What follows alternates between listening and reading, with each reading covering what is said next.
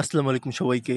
আজকের এই ভোরের শান্ত পরিবেশে আমি আপনাদের এমন একটি হরর গল্প শোনাতে যাচ্ছি, যেটা নাকি একটি পরিত্যক্ত রাস্তার রহস্যময় এক বাড়িকে ঘিরে।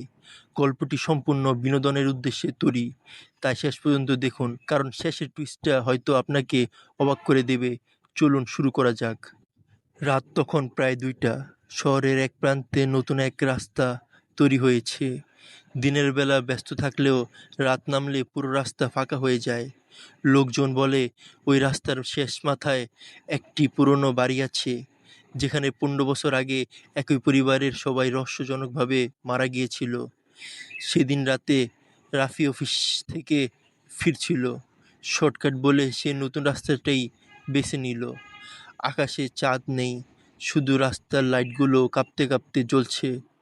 হাঁটতে হাঁটতে হঠাৎ সে খেয়াল করলো তার পিছনে কারো পায়ের শব্দ। টক টক টক।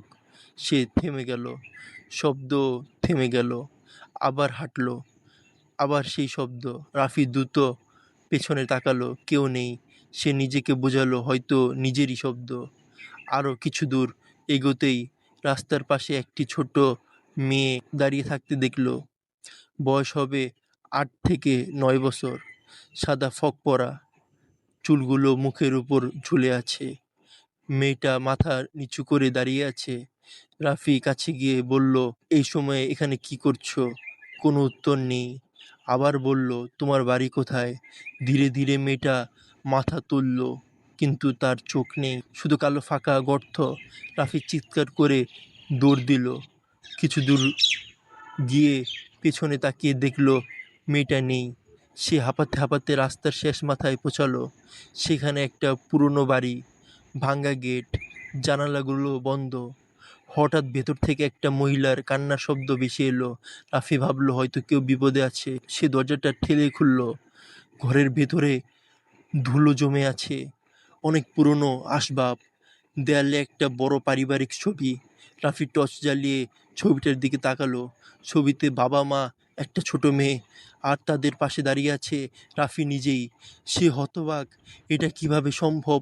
ঠিক তখনই পিছন থেকে একটা কণ্ঠস্বর, অনেক দিন পর ফিরলে। রাফি ঘুরে দাঁড়ালো। সামনে সেই ছোট মেয়েটা।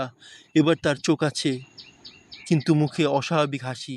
সে বলল, তুমি তো আমাদের ছেড়ে চলে গিয়েছিলে। রাফি বলল, আমি তোমাকে চিনি না। মেয়েটা ধীরে ধীরে আঙ্গুল তুলে দেয়ালের দিকে দেখালো। সেখানে একটা পুরনো সংবাদপত্র ঝুলছিল। শিরোনাম, ১৫ বছর আগে ভয়াবহ অগ্নিকাণ্ডে একই পরিবারের ৪ সদস্য নিহত। নিচে ৪ জনের ছবি। রাফির হাত কাঁপতে লাগলো। চতুর্থ ছবিটা তার নিজেরই। সে বলল, না, এটা হতে পারে না। ঠিক তখনই বাড়ির সব দরজা একসঙ্গে বন্ধ হয়ে গেল। বাতাস ঠান্ডা হয়ে গেল। চারদিকে ফিসফিস শব্দ। তুমি পালাতে পারবে না। রাফি প্রাণপণে দরজা খুলতে চেষ্টা করলো, কিন্তু কোনো দরজা খুলছে না। হঠাৎ সব শব্দ থেমে গেল। নিস্তব্ধতা। তারপর খুব ধীরে সিঁড়ি বেয়ে কেউ নামছে। ঠক ঠক ঠক। একজন বৃদ্ধা, মুখে পোড়া দাগ, চোখ দুটো সম্পূর্ণ সাদা। তিনি বললেন, তুমি যেদিন মারা গিয়েছিলে সেদিন থেকে প্রতি বছর এই রাতেই ফিরে আসো। রাফি চিৎকার করল, আমি বেঁচে আছি। বৃদ্ধা শুধু হাসলেন। তারপর একটা আয়না এগিয়ে দিলেন। রাফি আয়নায় তাকালো, কিন্তু আয়নায় কেউ নেই। যেখানে তার প্রতিবিম্ব থাকার কথা সেখানে শুধু খালি ঘর। হঠাৎ তার কাঁধে বরফ ঠান্ডা একটা হাত পড়ল। একটা ফিসফিস শব্দ, এবার আমাদের সঙ্গে থাকো।